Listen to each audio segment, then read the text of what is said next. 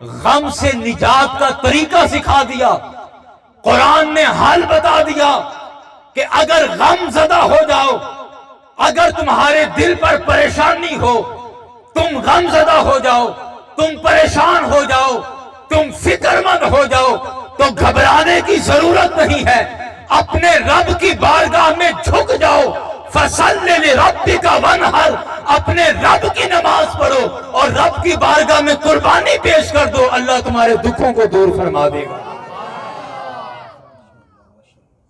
اللہ تعالیٰ تمہارے دکھوں کو دور کر دے گا۔ بہترین حال، میں نے اس لیے کہا کہ ہم نے قرآن سے بس ثواب لینا سیکھا ہے، قرآن سے ہدایت نہیں لی ہم نے، قرآن سے ہدایت لیں، ہمارے مسائل کا حل قرآن بیان کر رہا ہے، اور یہی حل رب کائنات نے مصطفیٰ علیہ السلام کو بیان فرمایا اور ان کے سامنے پیش کیا، فرمایا کہ فَصَلِّ لِرَبِّكَ وَانْحَرْ، آپ رب کی بارگاہ میں جھک جائیں، رب کی نماز ادا کریں اور رب کی بارگاہ میں قربانی پیش کریں۔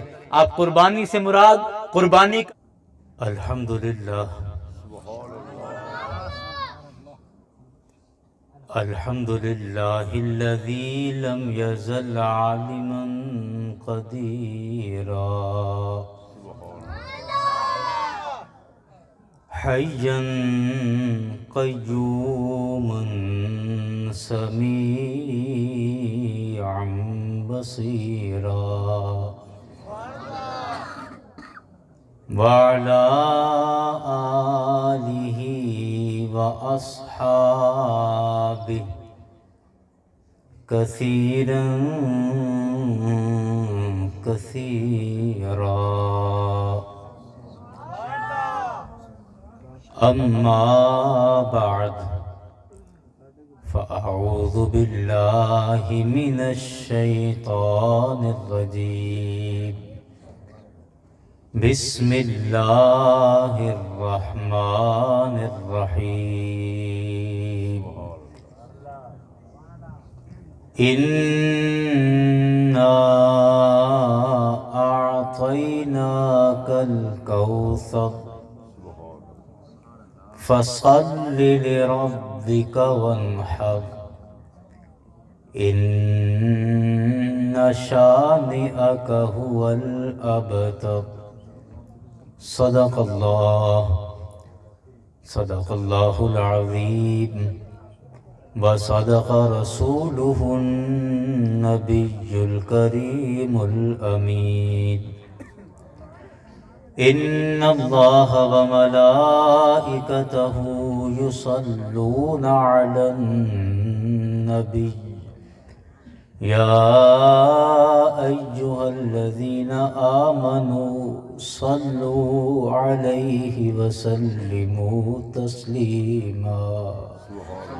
سب اب آپ مل کے پڑھ لیں، الصلاۃ والسلام علیک یا رسول اللہ، الصلاۃ والسلام علیک یا نبی اللہ، الصلاۃ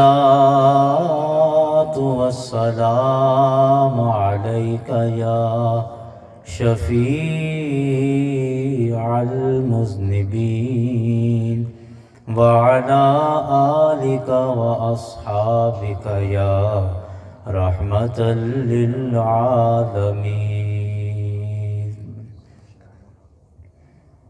نعت شریف کے دو اشعار آپ میرے ساتھ مل کے پڑھ لیں، پھر گفتگو کا آغاز کرتے ہیں۔ اعلیٰ حضرت رحمۃ اللہ علیہ کے بڑے خوبصورت اور سب کو یاد ہوں گے یہ اشعار، سرکار کی عظمت اور سرکار کی شان میں بڑا خوبصورت کلام لکھا۔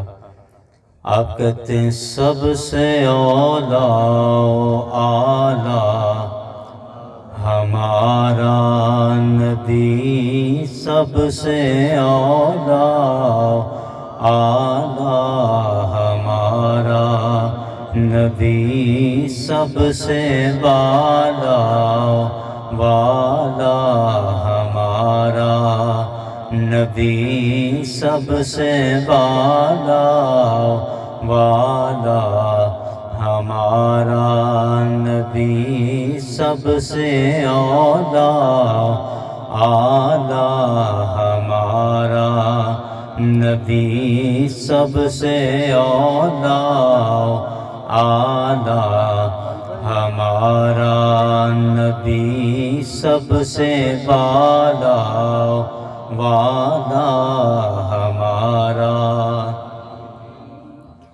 اس قدر خاموشی کے ساتھ آپ سنیں گے تو محفل کا ذوق یہ نہیں ہے، جس قدر محفل کا معیار ہے اسی اعتبار سے ذوق کے ساتھ، اس اعتبار سے کہ سرکار کی آمد اور سرکار کے ذکر کا یہ پروگرام ہے، اور ہم سب سرکار کا ذکر کر کے سرکار کی آمد کے جشن میں شامل ہو رہے ہیں۔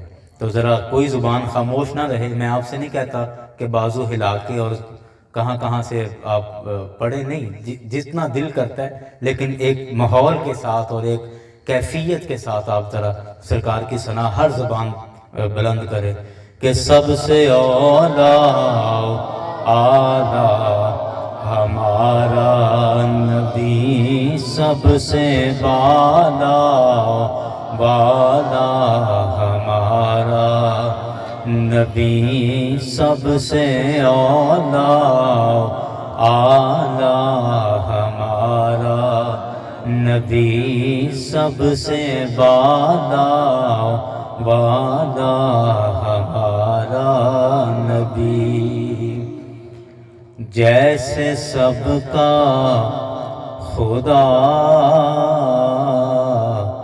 ایک ہے ویسے ہی جیسے سب کا خدا ایک ہے ویسے ہی جیسے سب کا خدا ایک ہے ویسے ہی ان کا ان کا تمہارا ہمارا نبی سب سے اولا اعلیٰ ہمارا نبی سب سے بالا والا ہمارا نبی۔ حمد و ثنا کے بعد واجب الاحترام علماء کرام، مہمانان گرامی، سامعین و حاضرین، آپ سب مبارکباد کے مستحق ہیں کہ اللہ تعالیٰ نے اپنے اور اپنے پیارے کی ذکر کی محفل میں ہم سب کو جمع کر لیا ہے۔ آپ یقین کیجئے کہ اگر ہم آج اس پروگرام میں نہیں آتے تو یقیناً یا گھر بیٹھے ہوتے یا کہیں بازار میں ہوتے یا کہیں چوک پہ گپیں مار رہے ہوتے، یہی کچھ ہوتا نا۔ تو اللہ تعالیٰ نے دنیا جہان کی کچہریوں سے، دنیا جہان کی باتوں سے ہمیں بچا کر اپنے اور اپنے پیارے کے ذکر کے لیے جمع کر لیا ہے۔ اور مبارکباد کے مستحق ہیں ہمارے انجمن طلبہ اسلام کے دوست کہ جنہوں نے الحمدللہ یہ بڑی تگ و دو اور بڑی محنت کے ساتھ یہ 15 پروگرام ترتیب دیے اور بڑی خوبصورتی کے ساتھ ان تمام پروگرامز کا ایک ہی اشتہار شائع کیا۔ اور اللہ کی بارگاہ میں آپ دعا کریں کہ اللہ تعالیٰ ان نوجوانوں کو بھی اس کار خیر میں استقامت عطا فرمائے، اور جتنے بھی ان کے معاونین ہیں، جیسے آج پہلا پروگرام ہے اور آج کے معاون جناب حاجی ابراہیم صاحب کے ہاں ہم یہ محفل کر رہے ہیں، ان کے تمام ان کے پسران، ان کے بیٹے حافظ جعفر صاحب ہیں، ماشاءاللہ مشتاق صاحب ہیں، اور صابر صاحب ہیں، صابر منا صاحب ہیں، پرویز بھائی، جتنے بھی احباب یعنی اس گھر کے افراد ہیں جنہوں نے اس پروگرام کو بنانے میں، سجانے میں معاونت کی ہے، اللہ تعالیٰ ان کو بھی جزائے خیر عطا فرمائے۔ اور آپ اللہ سے دعا کریں کہ یہ سلسلہ جو شروع ہوا ہے اور آج اس کا آغاز ہے اور پہلا پروگرام ہے، اللہ قیامت تک سرکار کے ذکر کی محفلوں کو ایسے ہی قائم اور دائم فرمائے۔ سامعین ذی وقار،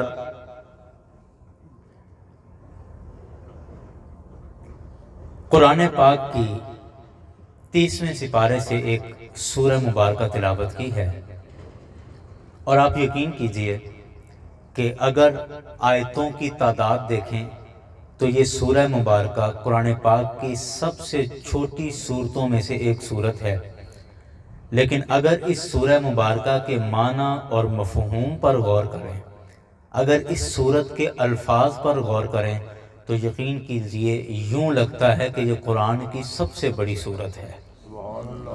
اور صرف سورہ الکوثر، انا اعطیناک الکوثر، صرف سورہ کوثر پر علماء نے باقاعدہ سے الگ سے موٹی موٹی کتابیں لکھ دیں اس کی تشریح اور وضاحت میں، لیکن رب کا کلام ایسا ہے کہ کوئی بندہ لاکھوں کتابیں بھی لکھ دے تو کبھی دعویٰ نہیں کر سکتا کہ میں نے اللہ کے کلام کی کما حقہ اس کی تشریح کر دی ہے۔ نہیں، رب کا قرآن پھر بھی تشریح طلب ہے، اور اس میں پھر بھی کئی نکات اور کئی پہلو باقی رہیں گے۔ تو یہ سورہ مبارکہ آپ سب کو یاد ہے، اور اس میں سرکار علیہ الصلوۃ والسلام کی عظمت اور سرکار کی شان کے بڑے خوبصورت پیمانے اور بڑی خوبصورت باتیں اس میں موجود ہیں۔ اور یہ سورت میں نے اس لیے پڑھی کہ سب کو یاد ہے تو اس کو سمجھنا بھی آسان ہوگا، اور پھر ہم سرکار کی عظمت اور شان کو قرآن کے ذریعے سے سمجھیں گے انشاءاللہ۔ آپ ترجمہ سن لیجئے، پھر میں بات کو آگے چلاتا ہوں۔ رب کائنات نے ارشاد فرمایا کہ انا اعطیناک الکوثر، بے شک ہم نے آپ کو بہت کچھ عطا فرمایا۔ ترجمہ کیا ہے؟ ہم نے آپ کو بہت کچھ عطا فرمایا۔ اس کے کئی معنی ہیں، میں اس کے تفصیل سے اس پر بات کرتا ہوں، لیکن مفہومی اور اس کا مختصر یہی ترجمہ ہے کہ اے حبیب، بے شک ہم نے آپ کو بہت کچھ عطا فرما دیا۔ اس کا سب سے پہلا جو لفظ ہے وہ ہے انا، اور میں لفظوں پر ویسے کم بحث کرتا ہوں، لیکن آج اس وجہ سے بات کرنا چاہ رہا ہوں کیونکہ یہ آیت، یہ سورت آپ سب کو یاد ہے، تو اگر اس کے ایک ایک حرف پر بھی ہم گرامر کے اعتبار سے بھی بات کریں گے تو انشاءاللہ آپ کو بات سمجھ آتی رہے گی، کیونکہ یہ آیت آپ کو یاد ہے۔ سب سے پہلا لفظ ہے انا، اس کا مطلب ہے بے شک ہم نے۔ کیا مطلب ہے؟ بے شک ہم نے۔ حالانکہ اللہ تعالیٰ کی ذات تو واحد ہے، اللہ تعالیٰ کی ذات تو ایک ہے، تو عقل یہ کہتی ہے کہ یا اللہ تو واحد ہے، تیری توحید کے تو رسول اکرم صلی اللہ علیہ وسلم نے پرچار کیے ہیں، اور تیری توحید کا ہی تو اصل مسئلہ تھا، ورنہ لوگ تو بتوں کی پوجا کر رہے تھے۔ رسول پاک صلی اللہ علیہ وسلم کی تعلیمات کا اصل خلاصہ ہی تیری توحید تھا، تو تیری ذات تو واحد ہے، تیری ذات تو ایک ہے، توحید اور وحدانیت تیرا خاصہ ہے، تو پھر یا اللہ فرمانا یہ چاہیے تھا کہ انی، بے شک میں نے آپ کو بہت کچھ عطا فرما دیا۔ بات یہی آ رہی ہے نا کہ بے شک میں نے آپ کو بہت کچھ عطا کر دیا، لیکن بات یہ نہیں ہے۔ جملہ کیا ہے؟ آیت کیا ہے؟ کہ بے شک ہم نے، بے شک ہم نے آپ کو بہت کچھ عطا فرما دیا۔ میں پہلے اس کا تھوڑا پس منظر آپ کے سامنے رکھ دوں تاکہ مزید آپ کے لیے بات آسان ہو جائے۔ یہ بات آپ یہیں پر ذہن میں رکھیے گا۔ تھوڑا سا میں آپ کو اس کا بیک گراؤنڈ بتا دوں، اس کا شان نزول بتا دوں کہ یہ سورت کب نازل ہوئی تھی، کس ماحول میں نازل ہوئی تھی، تاکہ آپ کو ترجمہ اور بھی آسان ہو جائے سمجھنے کے لیے۔ اللہ تعالیٰ کے حبیب حضرت محمد مصطفیٰ صلی اللہ علیہ وسلم کے جب صاحبزادے حضرت ابراہیم کا، اور بعض روایتوں میں آتا ہے کہ حضرت عبداللہ کا، لیکن قوی روایت حضرت ابراہیم کی ہے کہ حضرت ابراہیم رضی اللہ عنہ، یہ سرکار علیہ السلام کے صاحبزادے کا نام تھا۔ اس بچے کا جب انتقال ہو گیا نا، تو میرے کریم آقا صلی اللہ علیہ وسلم بڑے غم زدہ ہوئے، اور چھوٹے بچے کے انتقال پر جس طرح باپ رنجیدہ ہوتا ہے، باپ کو صدمہ ہوتا ہے، رسول پاک صلی اللہ علیہ وسلم کو بھی صدمہ ہوا۔ میرے کریم آقا اس قدر صدمہ ہوا، اس قدر اس کا رنج ہوا کہ میرے کریم آقا کی آنکھوں سے آنسو جاری ہو گئے۔ میرے کریم آقا کو بڑی اس سانحے سے بڑی فکر ہوئی، بڑی پریشانی ہوئی، جس طرح ایک بڑی محبت تھی اس بچے سے۔ اللہ اکبر، اللہ اکبر۔ ہمارے بزرگ کہتے ہیں نا کہ دعا کیا کرو کہ دشمن بھی ملے تو غیرت والا ملے، دشمن بھی ملے تو غیرت والا ملے۔ جس میں غیرت نہیں ہے نا، اس کی دشمنی بھی مزیدار نہیں ہوتی۔ اب ایسے موقع پر کہ جب گھر میں فوتگی ہو گئی ہو، میرے کریم آقا اس بچے کو غسل دے کے کفن پہنا کے میرے کریم آقا اپنے ہاتھوں میں اٹھا کے اس کو جنازے کے لیے لے کے جا رہے ہیں۔ جنازہ ہو گیا، اس کو دفن کیا گیا، دفن کر کے جب واپسی آ رہے ہیں، میرے کریم آقا اپنے بیٹے کو دفن کر کے، بیٹے کی میت کو اس کی تدفین کر کے آ رہے ہیں، تو رستے میں کافروں نے میرے کریم آقا کو تانے دیے۔ آئے ہائے ہائے، یہ تھی وہ بات کہ دشمن بھی ہو تو کم از کم ایسے موقعوں پر ساتھ شامل ہو جاتا ہے۔ اگر عزت والا دشمن ہو، عزت والا عقل مند مخالف بھی ہو، تو ایسے موقعوں پر کندھے سے کندھا ملا کے ساتھ چل پڑتا ہے۔ لیکن آپ سوچیں کہ میرے کریم آقا کو کس قدر تکلیف پہنچائی ہوگی کافروں کے اس جملے نے، کہ میرے کریم آقا کو کافروں نے تانے دیے، کہنے لگے کہ محمد معاذ اللہ، توبہ استغفار، نقل کفر نہ باشد، کہ میں کافروں کی بات نقل کر رہا ہوں، اور یہ کفر میرا نہیں بلکہ ان کافروں کا کفر ہے، اور میں صرف وہ نقل کر رہا ہوں۔ کہ انہوں نے کہا کہ معاذ اللہ، محمد تو ابتر ہو گیا، محمد ابتر ہو گیا۔ ابتر کہتے ہیں، اس کے کئی معنی ہیں، نامکمل آپ کہہ لیں۔ ابتر کا معنی ویسے بے نسل بھی ہوتا ہے، بے نام و نشان بھی اس کا معنی ہے۔ ابتر اس گائے کو بھی کہتے ہیں جس کی دم کٹی ہوئی ہو، اس کو بھی ابتر کہہ دیتے ہیں۔ کئی معنی ہیں ابتر کے۔ تو انہوں نے میرے کریم آقا کو تانے دیے کہ محمد تو ابتر ہو گیا، ابتر ہو گیا۔ مطلب کیا کہ کسی بھی بندے کا نام، کسی بھی بندے کا کام اس کے بیٹے سے چلتا ہے، تو اب اس کا بیٹا چونکہ فوت ہو گیا، تو اب جس دین کا یہ نام لے رہے ہیں، جس دین کی یہ بات کر رہے ہیں، وہ دین بس ان کی ذات کی حد تک زندہ رہے گا۔ جیسے یہ دنیا سے جائیں گے تو ان کا دین بھی ختم ہو جائے گا۔ اس لیے کہا کہ محمد تو ابتر ہو گیا، محمد بے نام و نشان ہو گیا، محمد بے نسلہ ہو گیا، یا استغفار جو بھی آپ اس کا معنی کریں، کہ انہوں نے رسول پاک صلی اللہ علیہ وسلم کو ایسے تانے دینا شروع کر دیے۔ اب آپ بتائیں کہ ایک طرف بیٹے کی موت اور دوسری طرف دشمن کا یہ تانا کہ اب تو بے نام و نشان ہو گئے ہو، اب تو بے نسل ہو گئے ہو، اب تمہارا دین زیادہ دیر نہیں چلے گا، اب دین اسلام کی عمر کوئی زیادہ نہیں ہے، اب جب تک آپ رہیں گے دین زندہ رہے گا، آپ جب گئے تو دین بھی ساتھ ہی دفن ہو جائے گا۔ اس طرح کی جب باتیں کی تو میرے کریم آقا صلی اللہ علیہ وسلم کی تکلیف میں اور اضافہ ہو گیا۔ میرے کریم آقا کو بڑا دکھ ہوا، بڑا صدمہ ہوا، بڑا رنج ہوا۔ تو رب کائنات نے حضرت جبریل امین سے فرمایا کہ اے جبریل، میرا محبوب غمزدہ ہو گیا ہے، میرا حبیب ان کافروں کے تانے سن کے پریشان ہو گیا ہے، جاؤ قرآن کی یہ آیت نہیں بلکہ پوری سورت لے جاؤ، اور یہ ساری سورت میرے مصطفیٰ کی تسلی کے لیے ہے، اور میرے مصطفیٰ سے جا کے کہو کہ اے حبیب صلی اللہ علیہ وسلم، آپ پریشان نہ ہوں، آپ یہ نہ سمجھیں کہ بیٹا چلا گیا ہے، آپ یہ نہ فکر کریں کہ بیٹا فوت ہو گیا ہے، اب کیا بنے گا، کیا ہوگا، اِنَّا أَعْطَيْنَاكَ الْكَوْثَرَ، اے حبیب ہم نے آپ کو بہت کچھ عطا فرما دیا ہے، اے حبیب ہم نے آپ کو بہت کچھ عطا فرما دیا ہے۔ اب یہ آیت کا آپ کو صحیح ترجمہ سمجھ آ جائے گا کہ کس موقع پر کہا کہ اے حبیب آپ یہ نہ سمجھیں، آپ یہ غم نہ کریں کہ بیٹا فوت ہو گیا، اِنَّا أَعْطَيْنَاكَ الْكَوْثَرَ، ہم نے آپ کو بہت کچھ عطا فرما دیا۔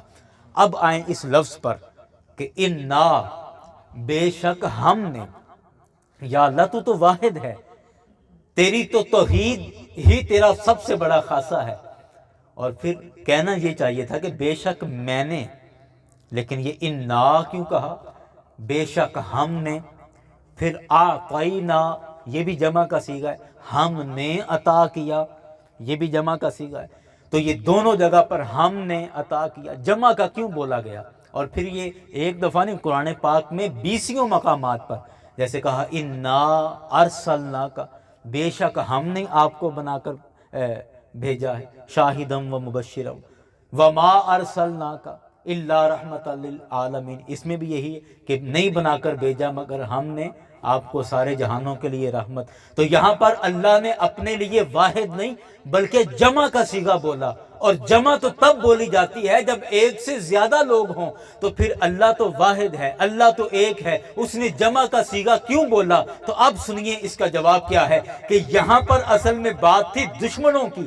میرے مصطفیٰ کے دشمن تانا دے رہے تھے، میرے کریم آقا کے دشمن میرے مصطفیٰ کو تکلیف دے رہے تھے، میرے مصطفیٰ کو ستا رہے تھے۔ اب ایک طرف دشمنوں کا منہ بند کرنا تھا اور دوسری طرف اپنے حبیب کو تسلی دینا تھی، دشمنوں کو دھمکی دینا تھی کہ اوے خبردار، میرے مصطفیٰ کی طرف اگر اپنی زبان بھی کھولی تو تمہاری زبان کاٹ دوں گا، اور دوسری طرف اپنے حبیب کو تسلی دینا تھی کہ اے حبیب آپ حوصلہ رکھیں، آپ پریشان نہ ہوں، آپ کا رب آپ کے ساتھ ہے، آپ کے رب نے آپ کو بہت کچھ عطا کر دیا ہے۔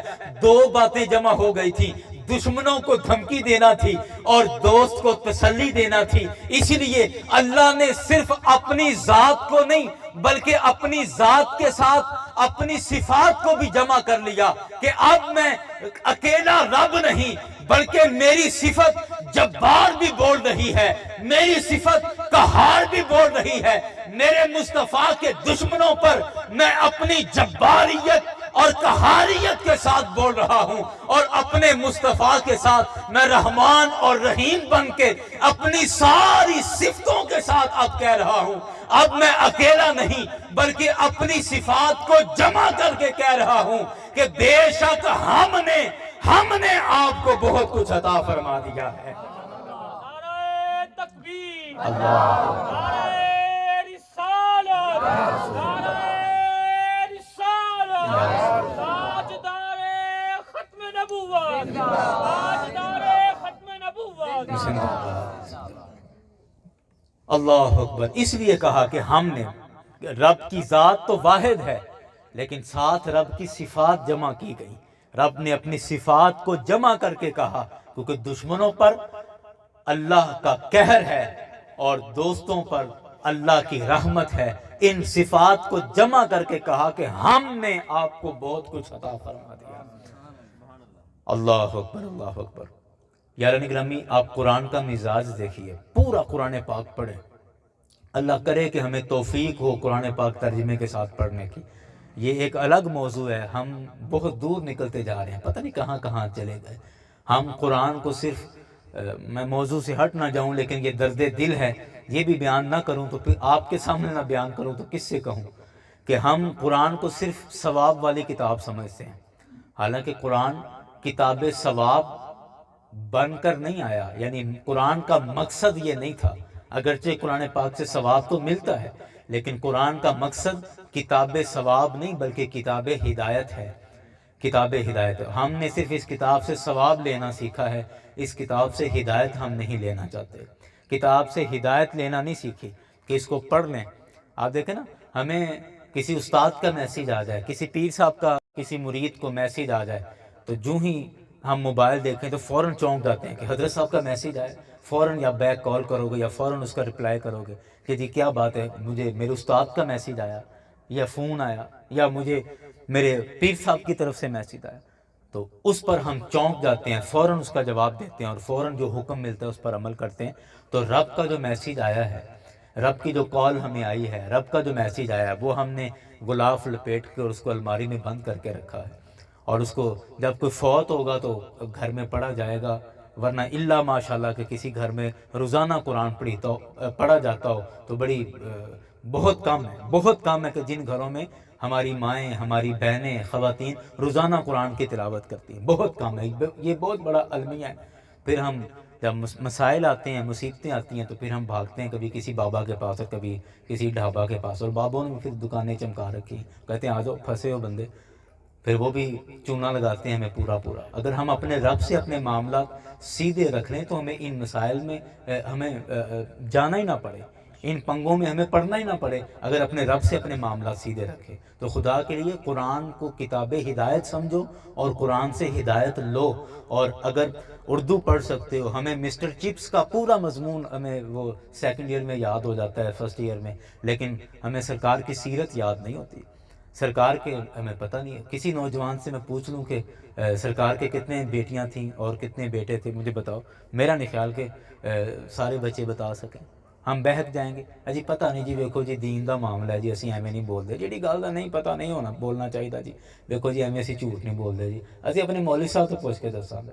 میں اکثر کہتا ہوں کہ کتنی شرم کی بات ہے نا کہ ایک مسلمان سے اس کے نبی کے بارے سوال پوچھا گیا اور اسے اپنے سرکار کی عزت پر بولنے کا موقع ملا، سرکار کی ذات کے بارے، سرکار کے تذکرے کے بارے بولنے کا موقع ملا، اور وہاں وہ چپ کر کے آ گیا. کہتا جی مولوی صاحب کو پوچھ کے دساں گا.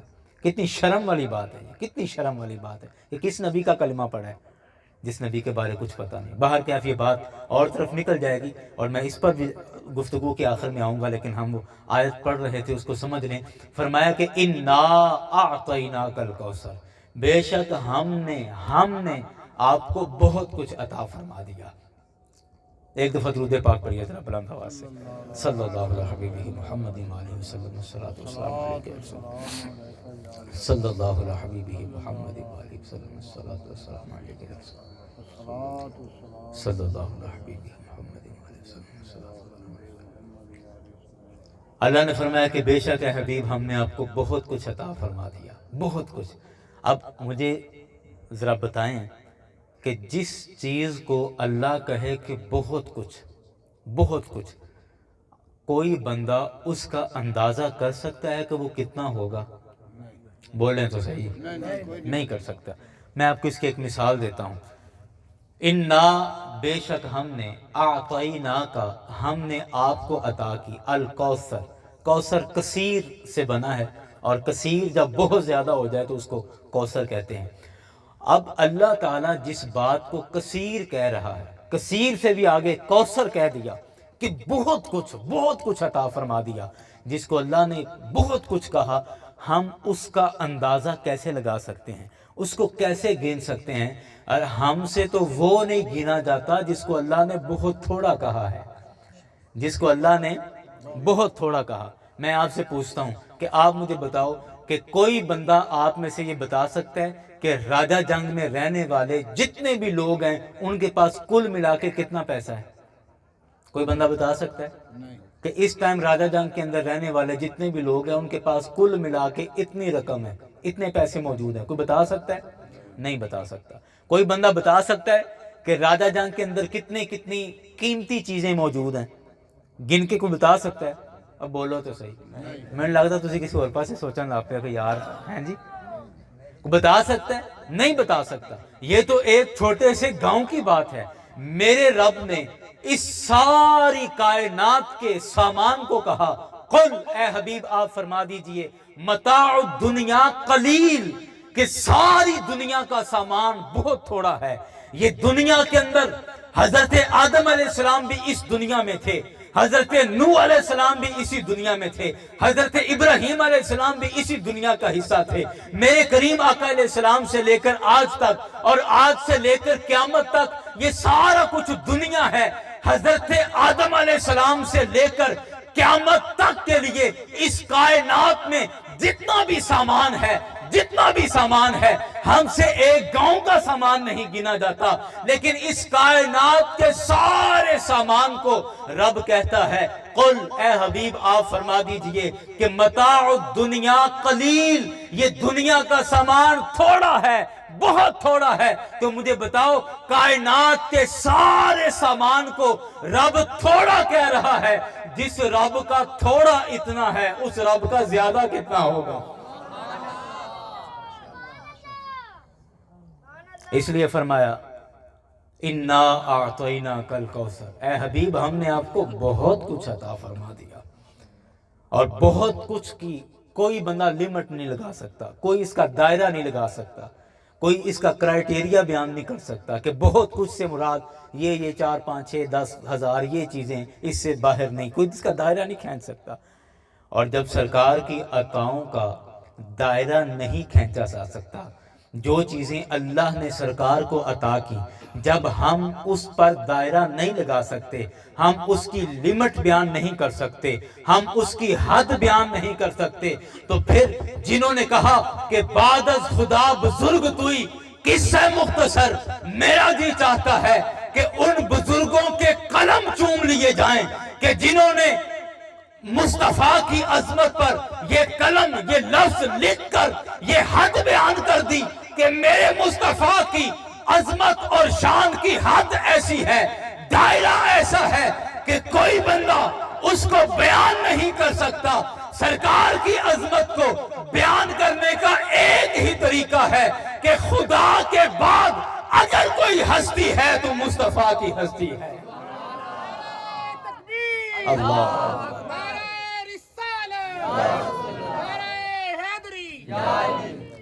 اس لیے امام شرف الدین بصیری رحمۃ اللہ علیہ نے قصیدہ بردہ شریف کے اندر لکھا، اللہ اکبر اللہ اکبر۔ قصیدہ بردہ شریف کوئی آج کا نہیں ہے، آج سے 800 سال پہلے لکھا گیا، اور یہ وہ قصیدہ ہے جس کو میرے کریم آقا نے خود جس پر اپنی محبت کی مہر لگائی ہے۔ امام بصیری نے کہا کہ دع مدعتہ النصارى فی نبیہم وحکم بما شئت فیہ مدحا فیہ وحتکمی۔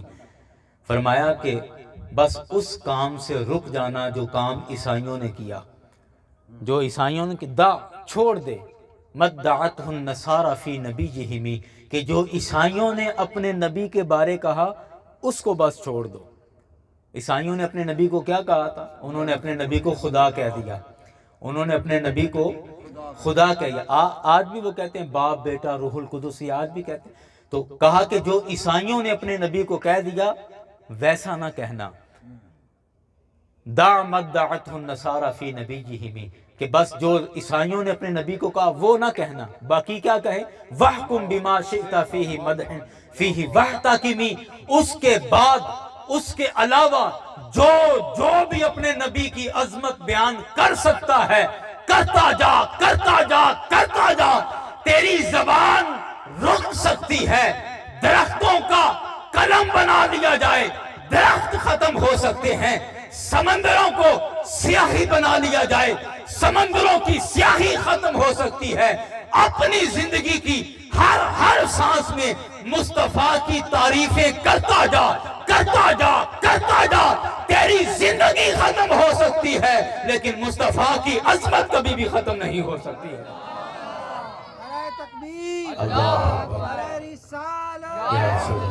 سیدی مرشدی یا نبی یا نبی، سیدی مرشدی یا نبی یا نبی، غلام ہے غلام ہے رسول کے غلام ہے۔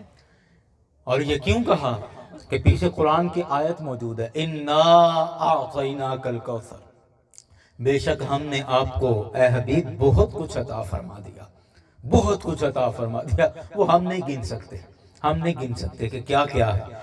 وہ دینے والا جانے کہ اس نے کیا دیا ہے، اور لینے والا جانے کہ اس نے کیا کیا دیا ہے۔ اس لیے میرے آقا نے فرمایا تھا کہ اے ابو بکر، تیرے نبی کی حقیقت تیرے رب کے سوا اور کوئی نہیں جانتا ہے، کہ رسول پاک صلی اللہ علیہ وسلم کی حقیقت کو سوائے رب کے اور کوئی نہیں جانتا۔ اللہ نے ہمیں کیسا حبیب اور محبوب عطا فرمایا ہے۔ اب آئیے بات کو آگے چلائیں۔ فرمایا اِنَّا أَعْطَيْنَاكَ الْكَوْثَرَ، اے حبیب آپ ان کافروں کی باتوں پر مت جائیں، آپ ان کی باتوں سے اپنے دل کو رنجیدہ اور پریشان مت کریں۔ ہم نے آپ کو بہت کچھ عطا فرما دیا، بہت کچھ آپ کو عطا فرما دیا ہے، تو پھر آپ کیا کریں؟ فرمایا کہ فَصَلِّ لِرَبِّكَ، آپ اپنے رب کی نماز ادا کریں، اپنے رب کے لیے نماز ادا کریں، وَانْحَرْ، اور اپنے رب کے لیے قربانی کیجئے، اپنے رب کے لیے قربانی کیجئے۔ یہ حل بتایا، پہلے تسلی دی کہ اے حبیب آپ غم میں ہیں بیٹے کے چلے جانے کی وجہ سے، اوپر سے ستم بالائے ستم یہ کہ ان کافروں نے آپ کو تانے دیے کہ اب محمد بے نصر ہو جائیں گے معاذ اللہ۔ اے حبیب آپ اس غم اور اس پریشانی میں آپ کیا کریں؟ فَصَلِّ لِرَبِّكَ وَانْحَرْ، آپ اپنے رب کی نماز پڑھیں اور اپنے رب کے لیے قربانی کریں۔ میں یہ ترجمہ دہرایا میں نے اس وجہ سے ہے کہ شاید آپ بات تک پہنچ جائیں کہ میرے رب نے، رب کائنات نے پریشانیوں کا حل بتا دیا، رب کائنات نے دکھوں کا حل بتا دیا، رب کائنات نے غم سے نجات کا طریقہ سکھا دیا، قرآن نے حل بتا دیا کہ اگر غم زدہ ہو جاؤ، اگر تمہارے دل پر پریشانی ہو، تم غم زدہ ہو جاؤ، تم پریشان ہو جاؤ، تم فکر مند ہو جاؤ، تو گھبرانے کی ضرورت نہیں ہے، اپنے رب کی بارگاہ میں جھک جاؤ، فَصَلِّ لِرَبِّكَ وَانْحَرْ، اپنے رب کی نماز پڑھو اور رب کی بارگاہ میں قربانی پیش کر دو، اللہ تمہارے دکھوں کو دور فرما دے گا۔ اللہ تعالیٰ تمہارے دکھوں کو دور کر دے گا۔ بہترین حال، میں نے اس لیے کہا کہ ہم نے قرآن سے بس ثواب لینا سیکھا ہے، قرآن سے ہدایت نہیں لی ہم نے، قرآن سے ہدایت لیں، ہمارے مسائل کا حل قرآن بیان کر رہا ہے، اور یہی حل رب کائنات نے مصطفیٰ علیہ السلام کو بیان فرمایا اور ان کے سامنے پیش کیا، فرمایا کہ فَصَلِّ لِرَبِّكَ وَانْحَرْ، آپ رب کی بارگاہ میں جھک جائیں، رب کی نماز ادا کریں اور رب کی بارگاہ میں قربانی پیش کریں۔ آپ قربانی سے مراد قربانی کا جانور بھی کہہ سکتے ہیں، اور قربانی سے مراد آپ صدقہ بھی کہہ سکتے ہیں، کہ اگر دکھ آ جائے، پریشانی آ جائے، مصیبت آ جائے، تو اپنے رب کی بارگاہ میں جھک جاؤ اور اپنے رب کی راہ میں خرچ کرو، اپنا مال اس کی راہ میں خرچ کر کے رب کی بارگاہ میں جھک کر اپنی مصیبت اور پریشانی کے لیے رب کی بارگاہ میں دعا کرو۔ میرے مصطفیٰ کو بتایا ہوا یہ قانون اور یہ کلیہ تمہارے بھی کام آ جائے گا کہ رب کی بارگاہ میں جھک کر رب سے دعا کرنا تمہارا کام ہے، اللہ تعالیٰ تمہاری ساری مصیبتوں کو تم سے دور فرما دے گا۔ لیکن یاران گرامی، ہمارے ہاں المیہ یہ ہے کہ ہم بندے بندے کے سامنے جھک لیتے ہیں، رب کے سامنے ہمیں جھکنا مشکل ہو گیا ہے۔ ہم کہتے ہیں بغیر جھکے مل جائے۔ اللہ اکبر، اللہ اکبر۔ جو امیر آدمی ہے، پیسے والا ہے، وہ سمجھتا ہے میں سارا کچھ پیسوں سے خرید لوں، میں مولوی صاحب کو 500 روپے دیتا ہوں، مولوی صاحب آؤ جی ابا جی واسطے دعا کر دو، 500 روپے دیں گا، 1000 روپے دیں گا، پینٹ دے سارے مولوی اکٹھے کر دو۔ امیر آدمی یہ سمجھتا ہے کہ شاید میں اپنے والد کی بخشش یا شاید اپنے مسائل کا حل میں پیسہ خرچ کر کے کروا سکتا ہوں، میں لوگوں کو اس طرح لالچ دے کے کروا سکتا ہوں۔ ایسے مسائل کا حل نہیں ہے، یہ مسئلوں کا حل نہیں ہے۔ مسئلوں کا حل یہ ہے کہ پہلے اپنا راستہ سیدھا کر، پہلے اپنا قبلہ درست کر، پہلے اپنے آپ کو راہ راست پر لے کر آ۔ جب تک تو خود رب کا فرما بردار نہیں ہوتا، تیرے مسائل کا حل نہیں نکل سکتا ہے۔ اگر رب کی نافرمانی کے باوجود بھی اگر تیرے پاس رب کی عطائیں ہو رہی ہیں تو اسے انعام نہ سمجھ، بلکہ یہ آزمائش ہے۔ رب تیری رسی کو ڈھیلا چھوڑ رہا ہے اور تجھے موقع دے رہا ہے، موقع سمجھ۔ لیکن جب رب تعالیٰ نے رسی کو ذرا سا کھینچا تو تو آسمانوں سے گر کے زمین کے اندر دھنس جائے گا اور تجھے کوئی بچانے والا نہیں ہوگا۔ اس لیے اپنے رب کے ساتھ اپنے معاملات کو درست رکھو، اپنے رب کے ساتھ اپنے معاملات درست رکھو اور اپنے مسائل اپنے رب کی بارگاہ میں پیش کیا کرو۔ اور یقین کرو کہ جب ایک بندہ ہو کر اپنے رب کی بارگاہ میں جھک جائے اور کہے کہ مولا اب تو تیرے در پہ آ گیا ہوں، اب تو میں نے سرنڈر کر دیا ہے، اب تو میں نے ہاتھ اٹھا دیے، اب تو میں نکما ہو گیا ہوں، اب میں نے اپنے گناہوں کا اعتراف کر لیا ہے، اپنے جرم کا اعتراف کر لیا ہے، اب تیرے در پہ آ گیا ہوں، مولا اب تیری بارگاہ میں دعا کرتا ہوں کہ میرے ان پریشانیوں کو، میرے ان مسائل کو حل فرما۔ اور یہی طریقہ رب کائنات نے رسول اکرم صلی اللہ علیہ وسلم کو ارشاد فرمایا فَصَلِّ لِرَبِّكَ وَانْحَرْ، اے حبیب آپ پریشان نہ ہوں، ہم نے آپ کو بہت کچھ عطا فرمایا، بہت کچھ عطا فرمایا۔ فَصَلِّ لِرَبِّكَ وَانْحَرْ، آپ اپنے رب کے لیے نماز پڑھیے اور اپنے رب کے لیے قربانی کیجئے۔ اور جہاں تک آپ کے دشمنوں کی بات ہے اور جو تانا انہوں نے دیا ہے آپ کو ابتر کہا کہ آپ بے نسل ہو جائیں گے، آپ بے نامو نشان ہو جائیں گے۔ رب نے فرمایا کہ اے حبیب ان شانیہ کا هو الابتر، اے حبیب آپ بے نسل نہیں، آپ کا دشمن بے نام و نشان ہو جائے گا، آپ کے دشمن کی نسل مٹ جائے گی، آپ کے دشمن کا نشان مٹ جائے گا۔ اور جہاں تک آپ کی بات ہے اے حبیب، آپ کے رب کا آپ سے وعدہ ہے وَرَفَعْنَا لَكَ ذِكْرَكَ، آپ کا قیامت تک بھی ذکر بلند رہے گا، قیامت سے بعد بھی آپ کا ذکر بلند رہے گا۔ نعرہ تکبیر، فرمایا ان شانئک، بے شک آپ کا جو دشمن ہے هو الابتر، آپ نہیں بلکہ وہ ابتر ہے، آپ کا دشمن ابتر ہے۔ اور اس حقیقت کو آج 1450 سال بعد ہم نے دیکھ لیا۔ مجھے آپ بتائیں کہ کبھی زندگی میں آپ نے ابو جہل کی اولاد میں سے کوئی بندہ دیکھا ہے؟ آپ تو جو ہماری نیو جنریشن ہے، یہ تو سوشل میڈیا سے بھی ان کی بڑی اٹیچمنٹ ہے، وابستگی ہے۔ آپ مجھے بتائیں کسی ابو جہل کے بیٹے کی آپ کو فرینڈ ریکویسٹ آئی ہو؟ ہاں جی بولیے تو صحیح، سوچ میں پڑ گئے ہیں جی۔ اللہ اکبر اللہ اکبر۔ کبھی آپ کو عتبہ کے اولاد میں سے آپ کو کوئی بندہ ملا ہو؟ کبھی شیبہ کی اولاد سے کوئی بندہ ملا ہو؟ کبھی ابو لہب کی اولاد سے کوئی بندہ ملا ہو؟ اگرچہ ان کی صفت کے بندے بڑے ہیں لیکن ان کی حقیقی نسل میں سے کوئی آپ کو بندہ ملا ہو؟ نہیں ایسا ہے۔ لیکن خدا کی قسم میرے مصطفیٰ سے جس نے بھی دشمنی کی ہے اللہ نے اس کی نسلوں کو مٹا دیا ہے۔ اس روئے زمین پر اس کا نام لینے والا کوئی باقی نہیں بچا ہے۔ اور جس نبی کا بیٹا فوت ہوا جس پر کافروں نے تانے دیے ہیں، اس نبی کی نسل کو اللہ نے اتنا بڑھا دیا ہے، اتنی برکت دی ہے کہ پوری دنیا کے ہر ملک کے ہر شہر کے اندر آپ کو سرکار کے بیٹے نظر آئیں گے۔ اللہ مقام مصطفیٰ زندہ باد، مقام مصطفیٰ۔ آپ کو اس دنیا کے ہر کونے میں میرے مصطفیٰ کی اولاد نظر آئے گی، سید نظر آئیں گے، سادات نظر آئیں گے۔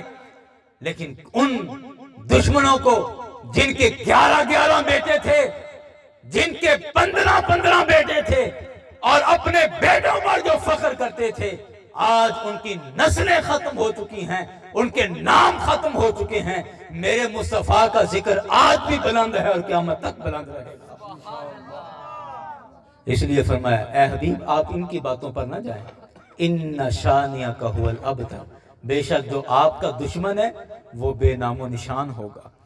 جس نے آپ سے دشمنی کی، آئے ہائے ہائے، آپ سے دشمنی کر کے کوئی جائے گا کہاں؟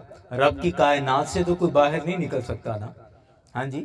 اور پھر آپ کو پورے قرآن پاک کو دیکھیں، قرآن پاک کے اندر آپ جہاں بھی دیکھیں گے کہ اگر کسی نے سرکار کو ستایا ہے تو میرے مصطفیٰ نے اس کا جواب نہیں دیا، اس کا جواب رب نے دیا ہے، اس کا جواب رب نے دیا۔